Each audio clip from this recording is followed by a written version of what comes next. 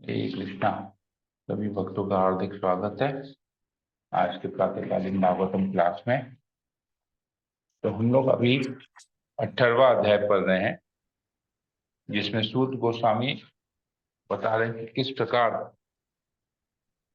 कली, जब तक भगवान यहाँ पर थे, कलयुग का कोई संभव ही नहीं था, प्रभाव था ही नहीं। और जैसे ही भगवान अपनी लीलाओं को समापन करके अपने धाम वापस चले गए, तो कलयुग उसी समय प्रकट हुआ।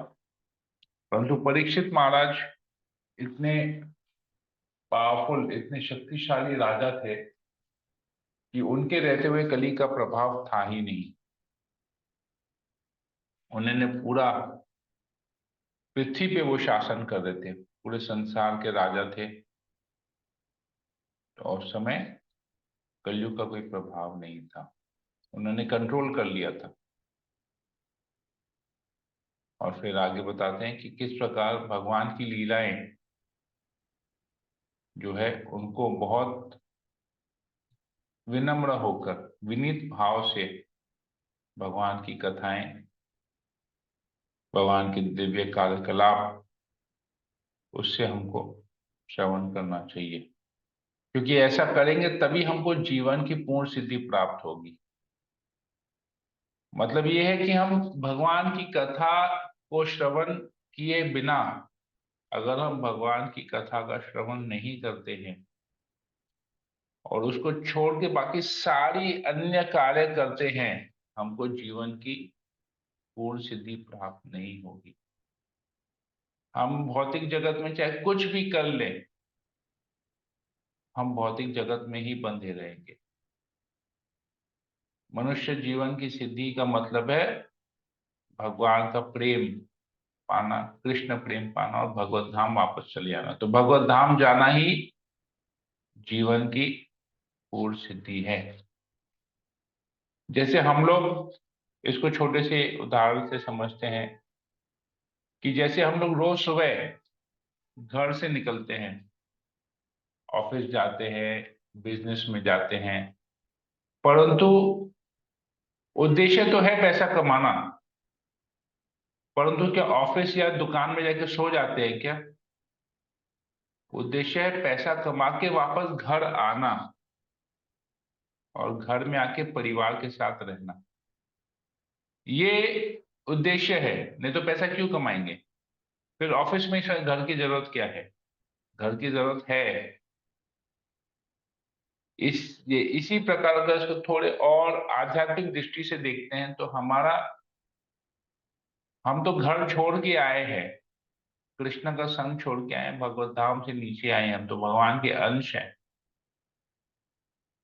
तो हमारा जीवन का ये जो मनुष्य जीवन हमको मिला है, ये जो भौतिक शरीर हमको मिला है, इसका लक्ष्य है कि हम वापस अपनी सारी कार्य समाप्त करके घर चले जाएं, भगवान के धाम वापस चले जाएं। तभी जीवन की पूर्ण सिद्धि होगी। इस भौतिक जगत में अटके रहेंगे, जैसे वो आदमी ऑफिस में या दुकान में सोया रहेगा, उठेगा उधर ही काम करेगा, उधर ही सो जाएगा, फिर उठेगा उधर ही कार्य करेगा, फिर सो जाएगा, तो वो लक्ष्य नहीं हुआ जीवन का। जीवन का लक्ष्य वापस घर आना, धन कमा के। तो हम यहाँ पर आए हैं तो हमारा काम है भगवान के नाम का धन कमाना, प्रेम धन कमाना, ताकि हम वापस भगवत धाम जा सके, अपने घर को जा सके। तो ये इससे पूर्ण सिद्धि प्राप्त होती है। तो यही पूर्ण सिद्धि प्राप्त करने के लिए हमको भगवान से जुड़ी जो दिव्य लीलाएं हैं उसका श्रवण करना पड़ेगा विनीत भाव से। तो ये यहाँ पर सूत गोस्वामी कंक्लूड करते हैं। 10 नंबर श्लोक तक हमने पढ़ा, आज इसी में हम लोग आगे और पढ़ेंगे। ओम ज्ञानातिमिरान्धस्य ज्ञानाञ्जनाशलाकया चक्षुरुन्मीलितं येन तस्मै श्रीगुरुवे नमो। विष्णुपादाय कृष्णप्रेष्ठाय भूतले श्रीमते भक्तिवेदांत स्वामी नामिने नमस्ते सरस्वती देवी गौरवाणी प्रचारिणे विशेष। हे कृष्ण करुणा सिंधु दीनबंधु जगत्पते रूपेश लोकपाल सप्त कांचन गौरांगी लाति वृंदावन देवी वाञ्छा कल्पतरुभ्यश्च कृपा सिन्धुभ्यैव च पतितानां पावनेभ्यो वैष्णवेभ्यो नमो नमः। जय श्री कृष्ण प्रभु हरे कृष्णा कृष्णा कृष्णा हरे हरे राम राम मंगलाचरण की जय। ओम नमो भगवते वासुदेवाय। ओम नमो भगवते वासुदेवाय। ओम नमो भगवते श्रीमद् भागवतम प्रथम स्कंद अध्याय 18 श्लोक नंबर 11।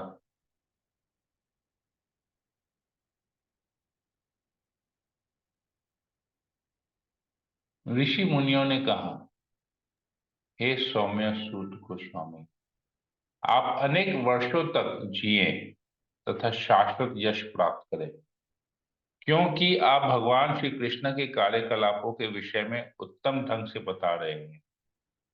हम जैसे मर्त्य प्राणियों के लिए यह अमृत के समान है।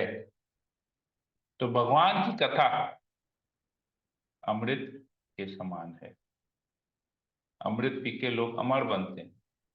भगवान की कथा सुनेंगे तो हम भगवत धाम जा सकेंगे, शाश्वत जीवन हम जी सकेंगे।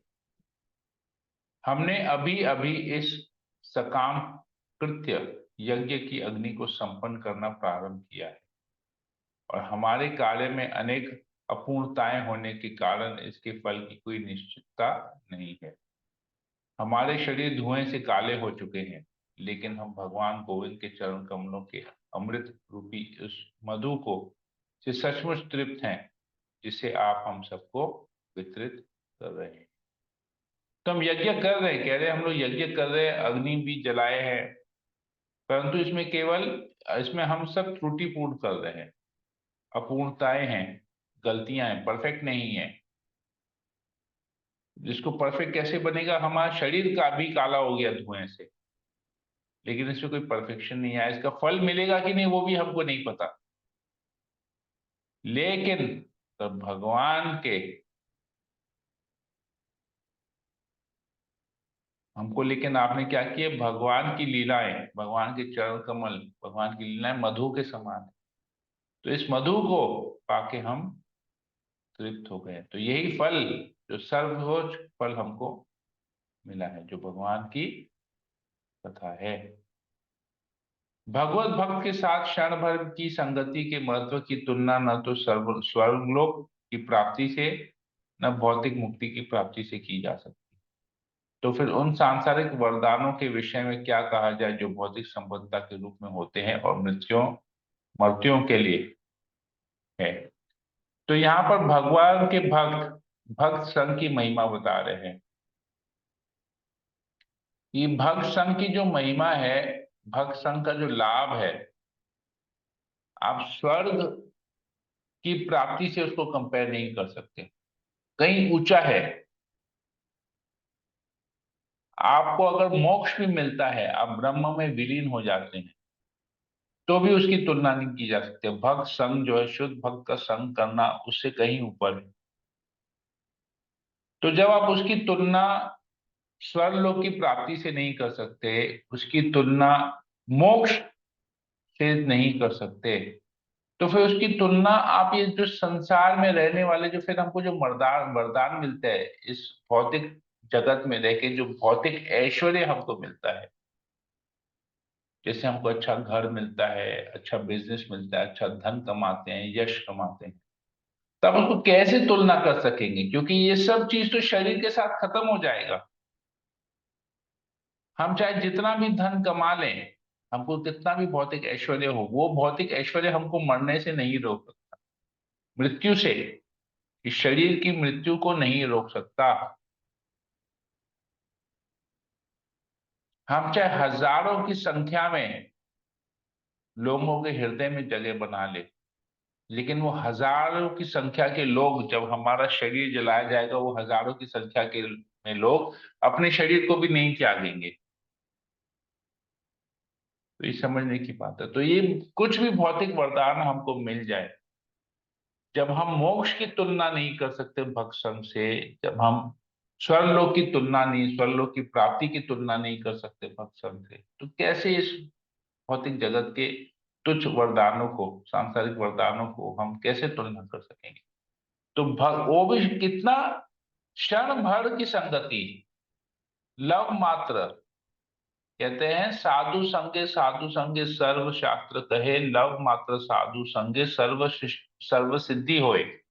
तो केवल अगर आप शुद्ध भक्त का संग, एक क्षण के लिए भी अगर शुद्ध भक्त का संग आपको प्राप्त हो जाता है, तो उससे सारी सिद्धियां, इस जीवन की सारी सिद्धि आपको प्राप्त हो सकती है। कौन सी सिद्धि? कृष्ण प्रेम आपको मिलता है। भगवत भक्त का संग क्षण भर भी अगर किसी को मिल जाए तो बहुत भाग्यशाली है। ये तुलना किसी से भी आप नहीं कर सकते कि भक्त का संग आपको इस भव बंधन से छुटकारा दिलाएगा, और बाकी सब संग आपको इस भौतिक जगत में बांध के रखे। पूर्ण पुरुषोत्तम भगवान श्री कृष्ण गोविंद समस्त महान जीवों के एकमात्र आश्रय है, और उनके दिव्य गुणों का मापन शिव तथा ब्रह्मा जैसे यौगिक शक्तियों के स्वामियों द्वारा भी नहीं किया जा सकता। तो भला जो रसास्वादन में पटु है, वह क्या कभी उनकी कथाओं के श्रवण द्वारा पूरी तरह तृप्त हो सकता है? गोविंद भगवान कृष्ण की जो की कथाएं हैं, उसकी जो भगवान गोविंद का किसी ने अगर आश्रय लिया है,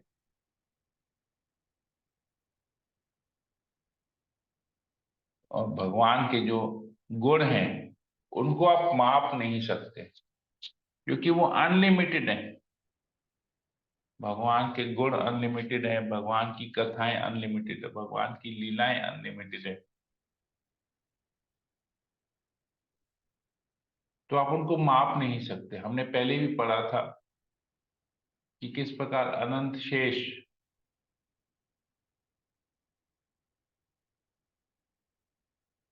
अपने हजारों फनों से, हजारों मुख से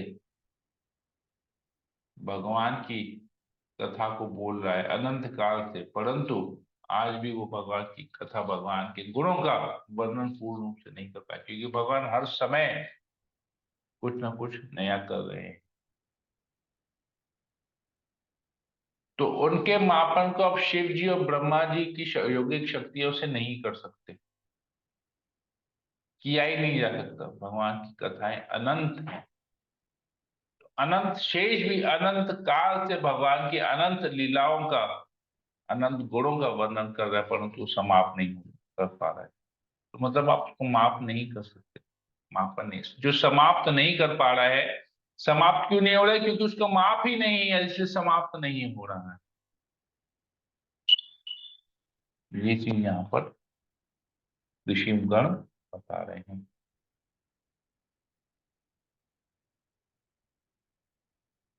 तो कैसे वो लोग तृप्त होंगे? जो भगवान की, जब भगवान की कथा अनंत है, खत्म ही नहीं हो रही है, तो भगवान की कथा क्या एक बार सुनने से तृप्त हो जाएंगे? नहीं, सुनना ही पड़ेगा, सुनते रहना पड़ेगा, सुनते रहना पड़ेगा, सुनते रहना पड़ेगा, सुनते रहना पड़ेगा।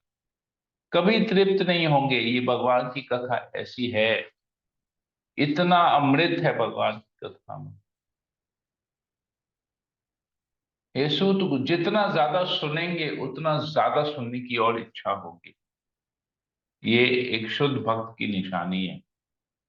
जैसे अगर हमारा जप बहुत अच्छा होता है तो हमको और ज्यादा जप करने की इच्छा होती है, लेकिन जप करके अगर हमको थकान होती है, मतलब हमारा जप अच्छा नहीं है, चैंटिंग अच्छा नहीं। तो ये एक सेल्फ एनालिसिस है, आत्मनिरीक्षण है, कि हमको जप करने में कितना आनंद आता है, जप करना कितना अच्छा लगता है, या हमारा जप का क्वालिटी कैसा हो रहा है। अगर हमारा जप का क्वालिटी अच्छा है तो हमको और जप करने की इच्छा होगी, लेकिन जप का क्वालिटी खराब है तो कुछ समय जप करके छोड़ देंगे। और नहीं होगा, सर भारी लगेगा।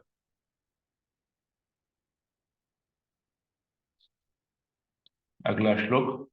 हे सूत गोस्वामी, अब विद्वान है तथा भगवान के शुद्ध भक्त हैं, क्योंकि आपकी सेवा का प्रमुख उद्देश्य भगवान है।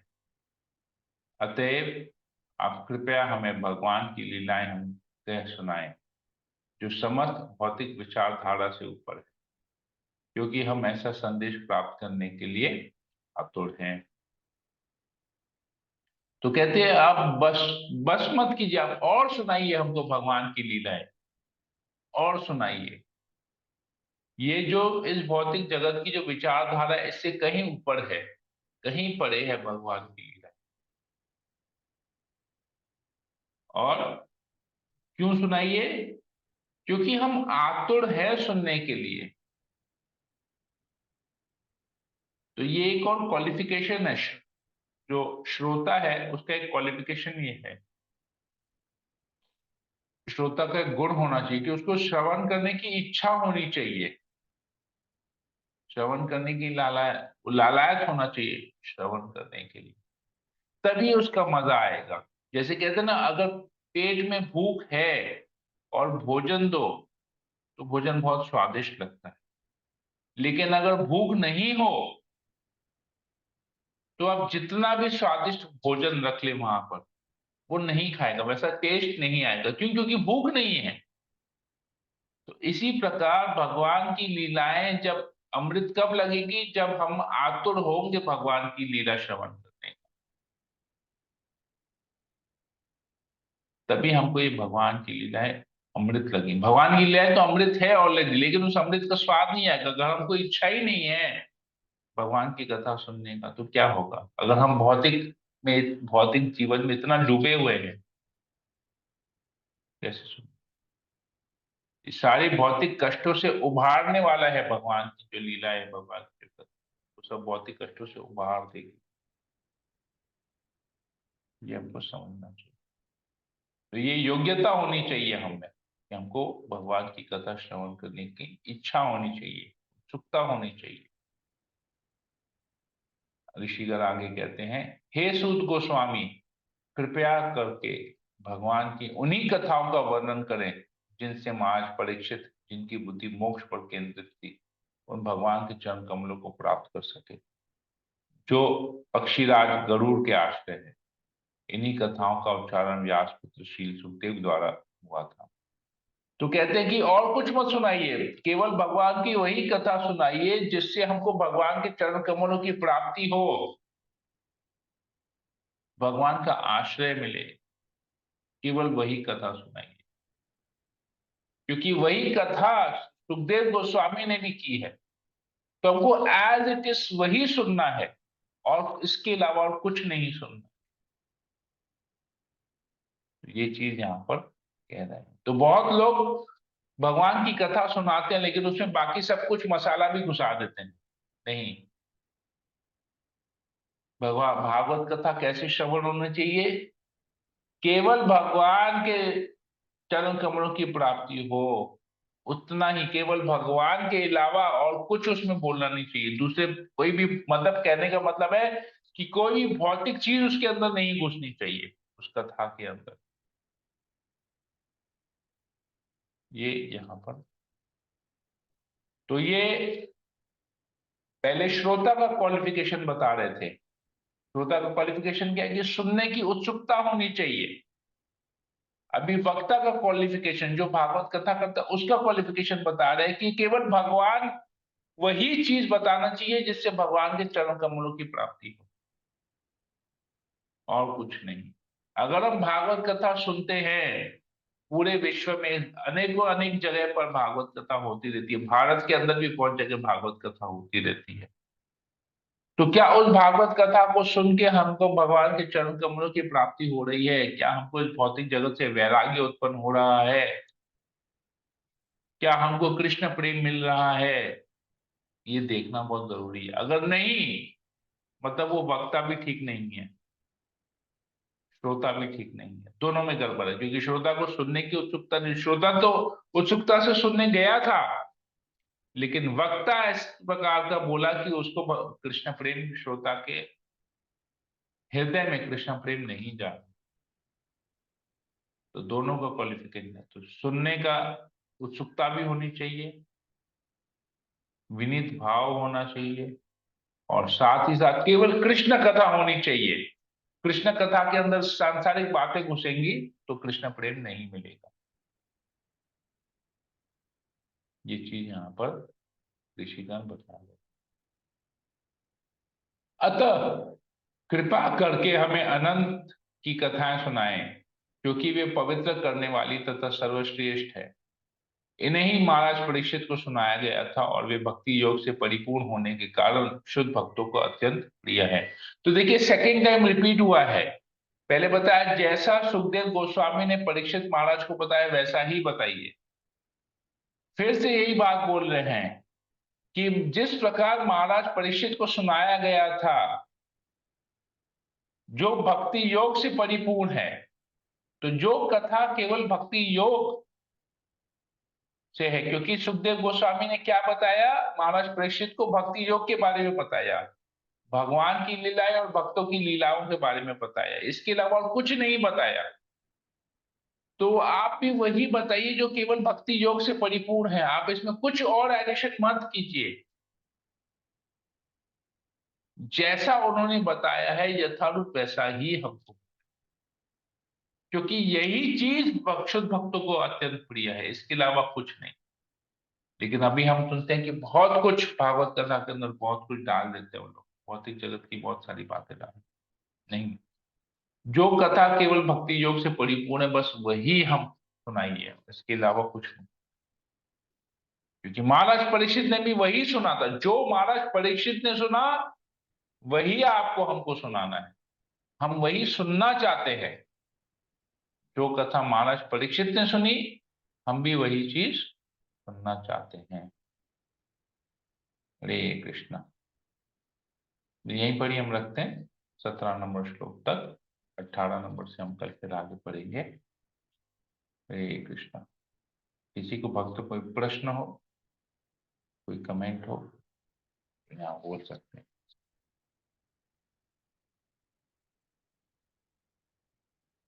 नो प्रभु। हरे कृष्णा। हरे कृष्णा प्रभु। नहीं प्रभु। हरि बोल। हरे कृष्णा प्रभु जी। Yes, इसमें उनकी व्यासदेव जी और सुखदेव जी के बारे में भी बताया है कि जैसे उन्होंने व्यासदेव जी से, सुखदेव जी ने व्यासदेव जी से हमने की पूरा ये भागवतम जो सुना था, तो उस टाइम व्यासदेव जी ने भी पूरा वो सब देखा था, जो उन्होंने सब इसलिए लिखा था, या फिर उनकी उनको पूरा दिव्य ज्ञान था इस बारे में।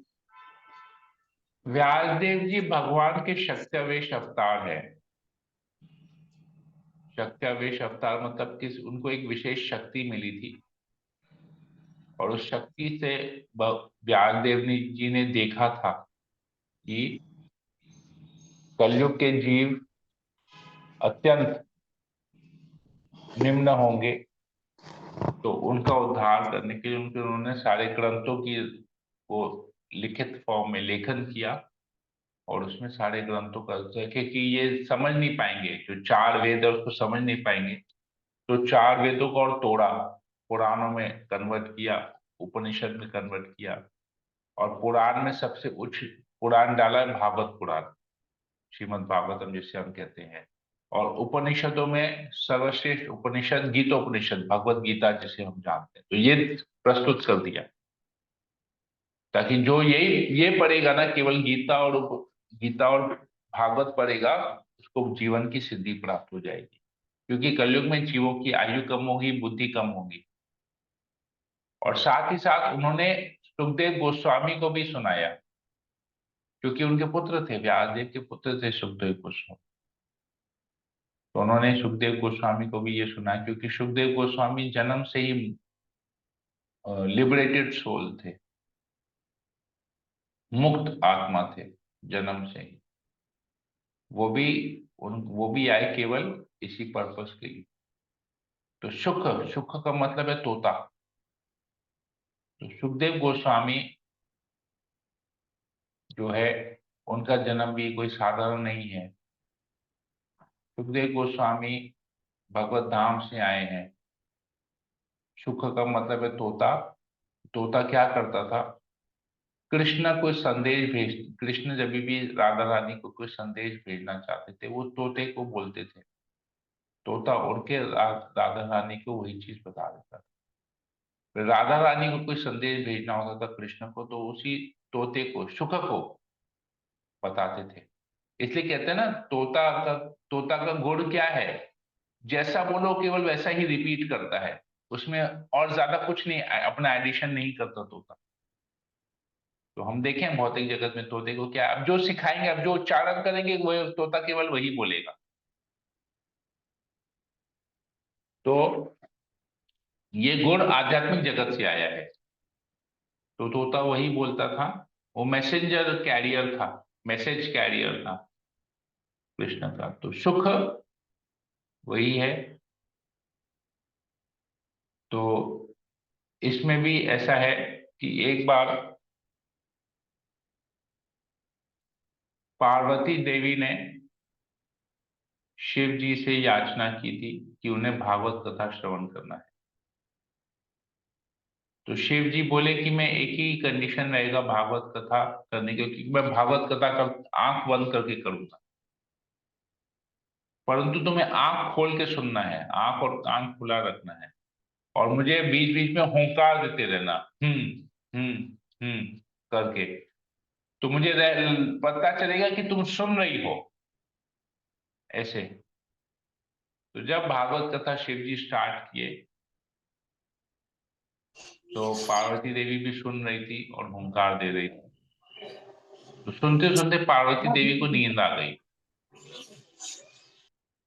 लेकिन उसी पेड़ के ऊपर सुख बैठा था, तोता बैठा था, जो इस भागवत कथा का श्रवण कर रहा था, और वो हुंकार देने लगा ताकि भागवत कथा चलती रहे, खत्म नहीं हो। लेकिन जब शिव जी ने आंखें खोली, भागवत कथा खत्म करके आंखें खोली, तो देखा कि पार्वती सोई हो, तोता ओंकार कर रहा है। तो शिव जी को गुस्सा आया, तो उन्होंने तोते को मारने के लिए, तो तोता क्या किया, उड़ के तुरंत व्यासदेव की पत्नी के गढ़ में जाके छुप गया। तो वही फिर सुखदेव गोस्वामी बन के उसका जन्म। तो सुखदेव गोस्वामी भी 16 साल तक माता के गर्भ में थे। यहाँ पर तो 9 महीने में निकल जाते हैं, तो सुखदेव गोस्वामी 16 साल तक माता के गर्भ में। व्यासदेव ने प्रार्थना की कि तुम निकलो बाहर। बोलते थे नहीं, मैं नहीं निकलूंगा, माया बहुत प्रबल है, माया मुझे पकड़ लेगी, जकड़ लेगी। तो बोलते नहीं, तुम बाहर निकलो। तो प्रार्थना किए, तभी सुखदेव गोस्वामी माता के गर्भ से निकले। और वो वैरागी थे, वो तुरंत माता के गर्भ से निकल के घर छोड़ के चले गए। तब कैसे उनको, क्योंकि मुक्त आत्मा थे, क्योंकि तो भागवत कथा श्रवण कर लिया उन्होंने, तो मुक्त आत्मा बन गए। तो फिर सुखदेव गोस्वामी जंगल में गए, तो व्यासदेव ने अपने शिष्यों को सुखदेव गोस्वामी को पर उन्होंने कहा कि सुखदेव गोस्वामी को भागवत कथा सुनाना चाहते ताकि वो कृष्ण प्रेम उनको मिले। वो तो मुक्त आत्मा थे, लेकिन अभी कृष्ण प्रेम नहीं मिला था उनको, वो चाहते थे उसको कृष्ण प्रेम मिले। तो व्यासदेव ने क्या किया, अपने शिष्यों को, जंगल में जो लोग लकड़ी काटते हैं ना, जो पेड़ों को काट के लकड़ी लेके आते हैं, तो व्यासदेव ने उनको, अपने शिष्यों को भागवत कथा सिखा के उनको भेजा कि जाओ तुम लोग जंगल में लकड़ी काटोगे, लकड़ी काटते काटते ना भागवत के श्लोकों का उच्चारण करना। तो जैसे ही भागवत के श्लोकों का उच्चारण करने लगे, तो सुखदेव गोस्वामी वहां पर थे जंगल में, उन्होंने उसका श्रवण किया। श्रवण करके वो लोग उनके पास आ गए। सुखदेव गोस्वामी को इतना आनंद आया भागवत के श्लोकों का श्रवण करके, तो तुरंत वो लोग फिर उसको व्यासदेव जी के पास लेके आए। व्यासदेव जी ने पूरा भागवत कथा सुखदेव गोस्वामी को सुनाया। और सुखदेव गोस्वामी को सुनने के बाद, क्योंकि व्यासदेव शुद्ध भक्त हैं, कहते हैं लव मात्र साधु संग सर्व सिद्धि हो, जो केवल शुद्ध भक्त एक क्षण का भी संग करता है तो उसे कृष्ण प्रेम की प्राप्ति हो। इधर तो पूरा भागवत सुना, सुखदेव गोस्वामी भी मुक्त आत्मा तो थे ही, कृष्ण प्रेमी मिल गया उनको, शुद्ध भक्त बन गए और वो निकल पड़े। और उस समय ये घटना घटी जिससे परीक्षित महाराज से उनका संपर्क हुआ और परीक्षित महाराज उन्होंने भागवत कथा। तो ये बैकग्राउंड है इस पर्टिकुलर सुखदेव गोस्वामी का और व्यासदेव। ठीक है, क्लियर है माता जी? जी प्रभु जी, हरे कृष्ण। तो इसलिए कहते हैं जिस रूप में सुखदेव गोस्वामी ने, जिस तरीके से सुखदेव गोस्वामी ने कथा की एज इट इज, और जिसको परीक्षित महाराज ने सुना, केवल हमको वही चीज सुननी। इसलिए ये लोग जो ऋषिगण है यही चीज बता रहे हैं, यही याचना कर रहे हैं सुध गोस्वामी। और किसी को कुछ पूछना है, कुछ बोलना है? ईशानी इंदिरा माता जी, कोमल, नहीं प्रभु जी, थैंक यू, हरे कृष्ण। जसवंत माता जी, मीना गुप्ता माता जी, नेहा शर्मा माता जी, जसवंत माता नहीं प्रभु जी, हरे कृष्ण प्रभु जी, थैंक यू, धन्यवाद, हरि बोल। जी। हरे ठीक है। कृष्ण प्रभु जी, हरि बोल प्रभु जी, बहुत अच्छा लगा। तो मैं सेशन को फिर यहीं एंड करता हरि हूँ। बोल, हरि बोल। हरे कृष्ण कृष्ण हरे हरे हरे राम हरे राम राम राम हरे हरे। वांछा कल्पतरुभ्यश्च कृपा पतितानां पावनेभ्यो वैष्णवेभ्यो भक्तवृंद की जय। जगद्गुरु प्रभुपाद की जय। ग्रंथराज श्रीमद् भागवतम की जय। जय हरे हरे